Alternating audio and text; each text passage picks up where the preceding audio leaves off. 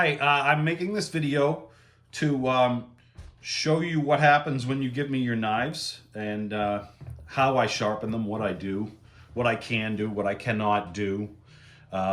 Before I continue, I just want to say I am not an expert knife sharpener. I'm an amateur. I'm a hobbyist. I do this for fun. I don't do this as a business. I do this because I enjoy it. And part of it is sharpening the knives, and part of it is collecting the stones.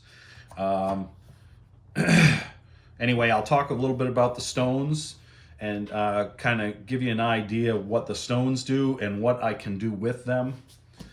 So starting from my left, your right, these are my coarsest stones. And as we go along, you can see these are this is my finest stone here. So if you give me a knife 99 times out of 100, I'm going to start on one of these two stones. These are soft Arkansas stones, and if you could only have one stone, this would be the stone to have. You can get a really nice edge just on this stone, and it's coarse enough that if you take good care of your knives and you sharpen them fairly regularly, you could maintain it on this stone no problem, and just have the one stone. Nobody who does this a lot likes to only have one stone, though. You want to have the ability to move around and get a finer edge, or if you let your knives get dull, you need something more coarse than that. Got a couple of stones here. This is not a natural stone. I prefer to use natural stones. But sometimes, especially on the coarse side, on the very coarse side, you need to use some man-made stones because you just can't find a natural stone that's that coarse. So this is a Shapton glass stone. These numbers have to do with the size of the particles in the ceramic. It's a man-made stone, obviously. And this one's a 320. I have a 220 and a 120. And the smaller the number, the more coarse the stone. These take a lot of metal off of your knife, so unless your knife is really, really dull, I won't use this on it. But if you give me a knife, and I've gotten quite a few, that is absolutely dull and just won't cut anything, I'll end up starting on one of these.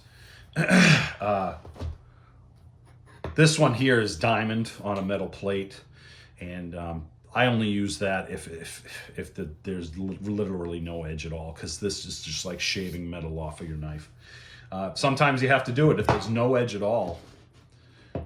You have to do it. So there's really nothing else I can do. That's the only reason I bought those, is because if I get a super dull knife, I have to have those to start. This is my most coarse natural stone. This is a Dalmore, and I don't think they mine these anymore. This is old stock. I bought this recently because I found it online, and I read that it was a nice coarse stone. And it is. It feels, when I use it, it feels a little bit more coarse than the soft Arkansas. And I've been able to get an edge on some blades without going to the man-made stones really well with this. So it's a great stone. But anyway. That's you've already seen the soft Arkansas. This one here is a hard Arkansas. It's like the next step up from the soft. If you give me a knife that's like almost totally sharp already, I'll start on this one, because then you're just refining the edge. These two are transparent Arkansas. These are black Arkansas. This one here is a Belgian blue. This one is different from the others in that this one's a slurry stone. The stone on these is actually harder, as you know, but this one here, the stone is actually soft, but it's a sedimentary stone, and it's got garnet in it, and the garnet itself is very hard. So what you do is you kind of take this smaller version and you rub it on here and try to make a little slurry. And that slurry has garnet in it, and that garnet is what's gonna hone your knife. But the stone itself is very soft. This one here This also has a stone that you can make a slurry with. This is a green Vermont slate. This is the hardest stone I have, and it gives you the finest edge. I only use this if I've got a knife super sharp already, and I just want to see if I can get a little bit more out of it, because this is you can hear it. This is a very hard stone. But you do use this to liberate a little bit of material that also helps helps take a little metal off and refine the edge. Just a couple of other things I have here. This is a slipstone. I use this on curved edges, and sometimes if someone gives me a serrated blade with big serrations, I can use this in there to work on the serration. This is also a slipstone. This one's a hard Arkansas. This one is a soft Arkansas. This is a file. It's an oval shaped file. I don't know if you can see that shape. But so it's an oval shape. Again, I use that on unusual blades that have a curve or a serration of some sort that I need to get at. These are neat little things that if you give me a knife that has some rust on it, these are rust erasers. They're Japanese. I think I got them on Amazon. And you can just rub it on the metal and the rust comes right off. One's coarse, one's fine. This is my strop. This is the compound for the strop. This stone I do not use to sharpen. This was my great-grandfather's stone. This is I can't get it out of the box. But anyway, this is a Belgian cauticule. And this stone I use to illustrate what happens to your stones after a while. Like I said, this stone is well over 100 years old. I don't know if you can see that there's a kind of divot. It's higher here and here than it is in the middle. And I tried to lap it down, but I gave up because I decided that there isn't enough material left in the middle to make it worth the trouble. So I stopped, and I just keep it as a keepsake now. But this is a Belgian yellow cauticule, same company that makes these, Ardennes cauticule. Makes this. There used to be dozens of companies that were mining this stuff, but there's only one company, as far as I know, in the world that mines it now, and it's kind of expensive. I'd like to buy a new one, but I gotta save some money for that. Anyway, sharpening. I'm just gonna move my stuff around. Be right back. So, if you send me a knife, I'm gonna look at your knife. I'm gonna see if there's any rust. This one's pretty good. I'm going to look at the blade, see if there's any chips in it. This one has a tiny little chip right here. You probably can't see it. I'm not going to try and focus that in. But, and you should know, I'm not going to take the chips out of your knife. I'm going to sharpen it up and get it to a point where you can use it as best I can. I mean, given, I've gotten some knives that were just plain broke, and there's not a lot I can do with those. This knife is in pretty good shape. It's only got one little chip. The blade is not terribly dull. It's it's a little dull from use, but it's not like a flat edge or anything like that. I could probably cut myself with this if I tried hard enough. So in this knife here, I would not use the Dalmor. I certainly don't need anything more coarse than that. This already has enough of an edge on it that I can go straight to a soft Arkansas, and so I'll throw in the soft Arkansas. I use this, this is water with a little bit of Dawn in it, just a drop of Dawn.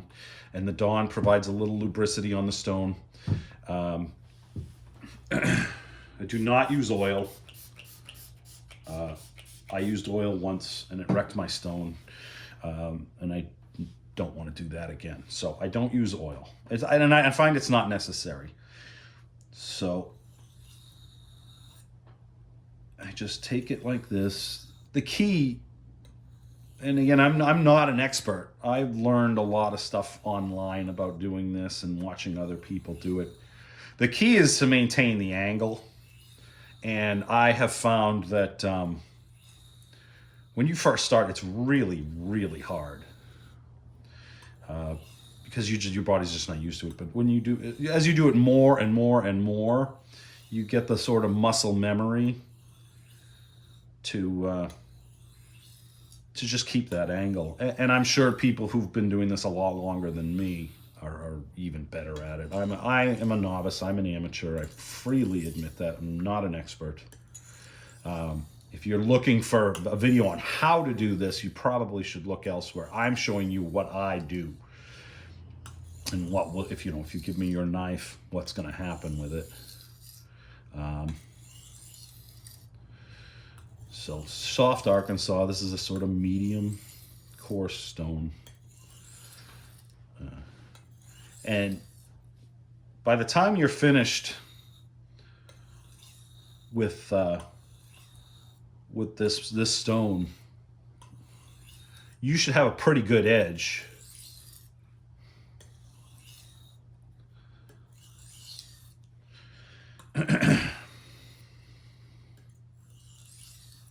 Some people count the number of strokes they do. I don't do that. I go by the feel of the knife.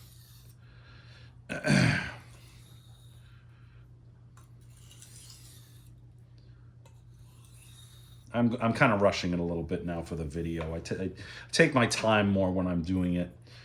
So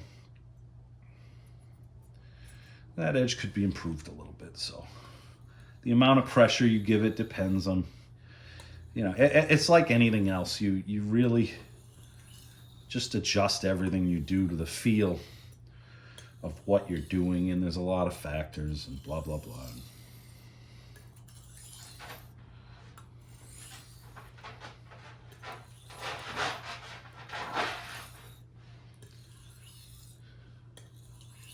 There was a lady who asked me about giving her some pointers or something, and she said she was a reenactor, I think. And if she's interested in doing this, I would highly recommend a soft Arkansas stone. It's a natural stone. I'm pretty sure they've had them kicking around for a real long time. The Belgians have been around for hundreds of years. I think some of the Scottish ones have too. But anyway, so you keep doing this till you get a nice edge. And that, I can feel it getting sharper now. So I can also feel it tugging at me a little bit. That means there's a burr, which is normal. So as you sharpen on a sort of microscopic level, there's a little burr, and sometimes you can feel it.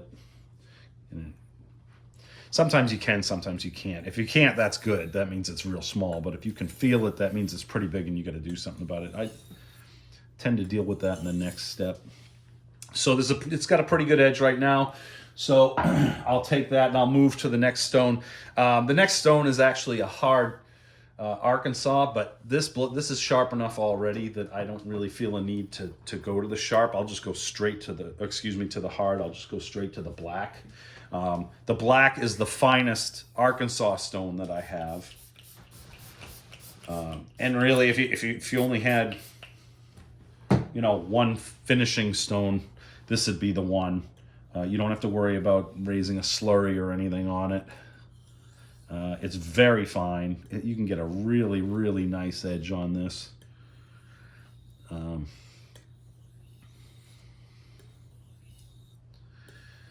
you can feel, it's like gliding across glass. It can take some time.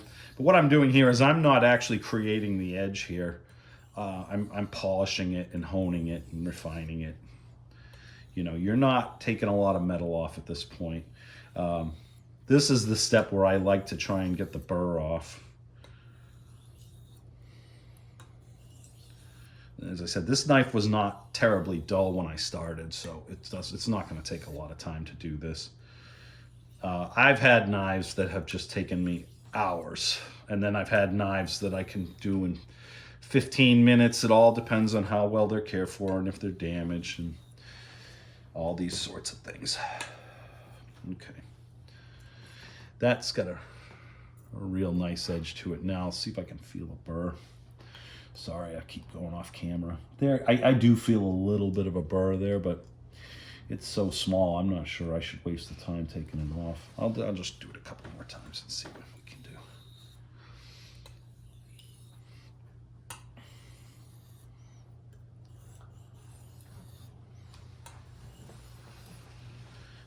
do.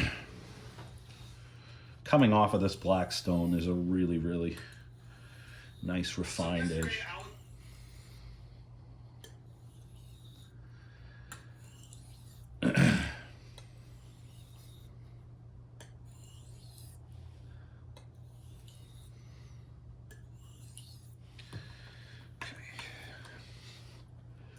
that's pretty sharp. Let me see if I can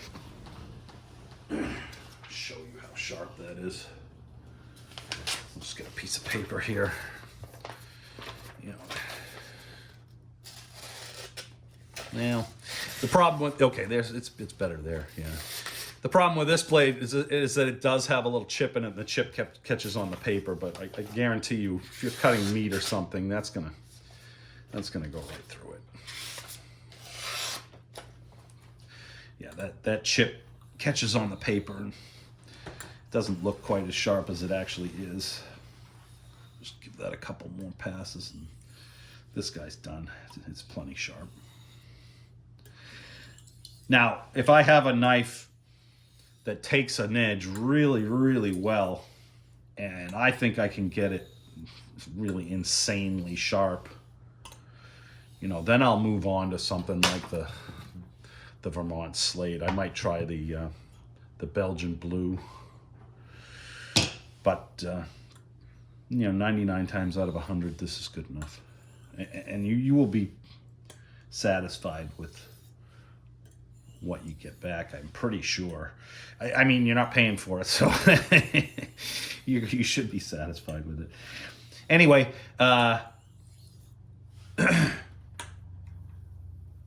again, there's a lot of factors involved: the steel of the knife, the shape of the blade.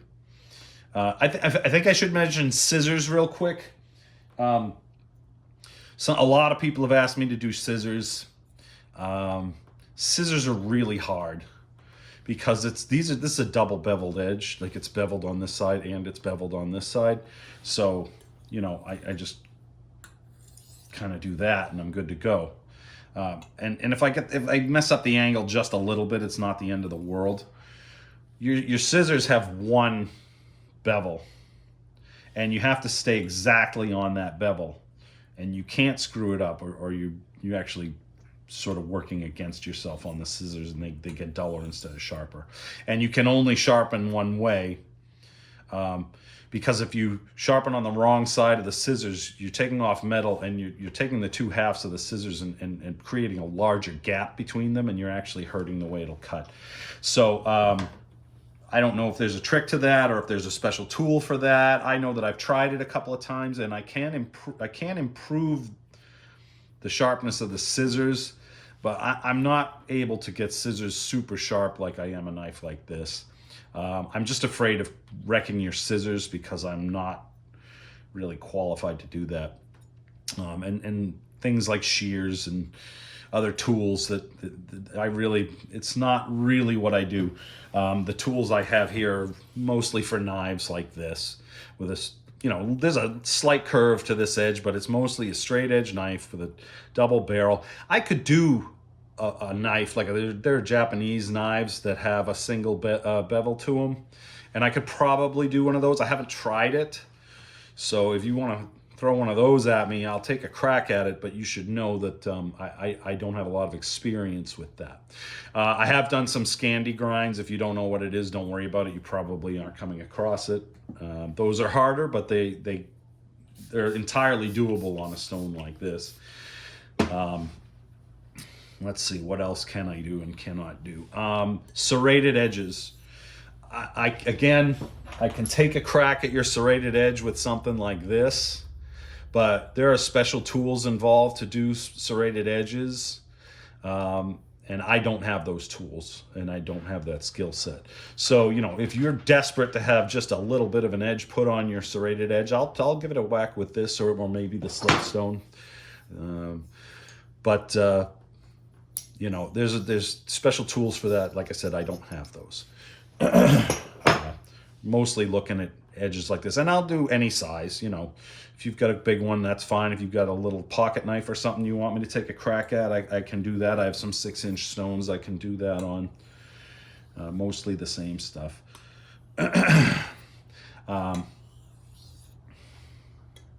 Anyway, that's pretty much it for this knife. The only thing left to do here is to yeah, there's a tiny little burr there. I don't know that. I'll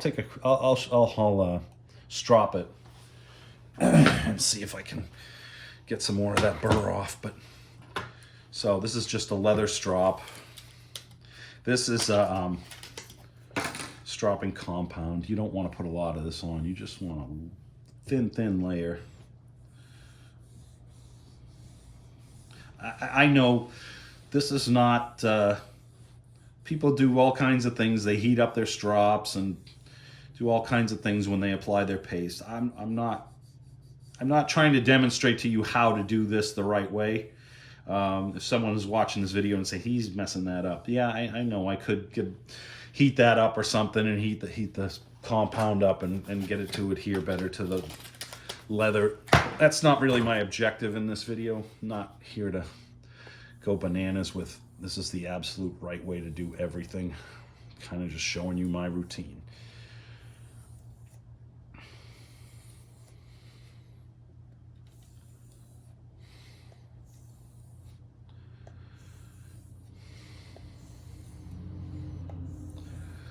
This strop helps with the burr, and if you can get the burr off, that will make your edge last a little longer.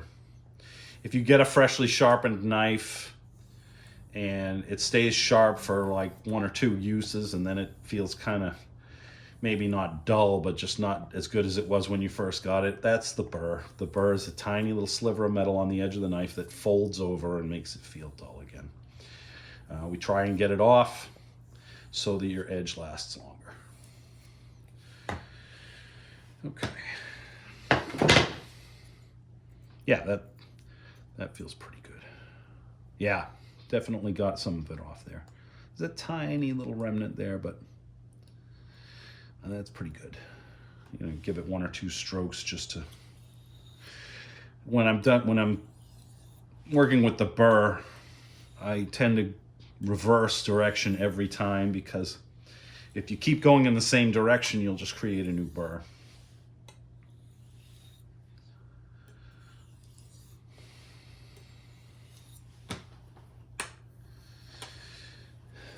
Yep, that's plenty sharp. Nobody's going to be complaining about that one.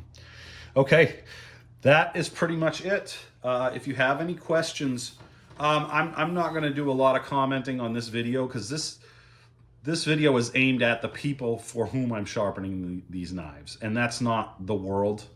I mean, if you put a question here on YouTube, I'll answer it, but the people who know how to get in touch with me can do so through Facebook, and they know the forum that I'm on in Facebook, and they know how to contact me there. That's where I'm really going to answer your questions, because that's my target audience. Those are the people for whom I am offering the service to sharpen their knives.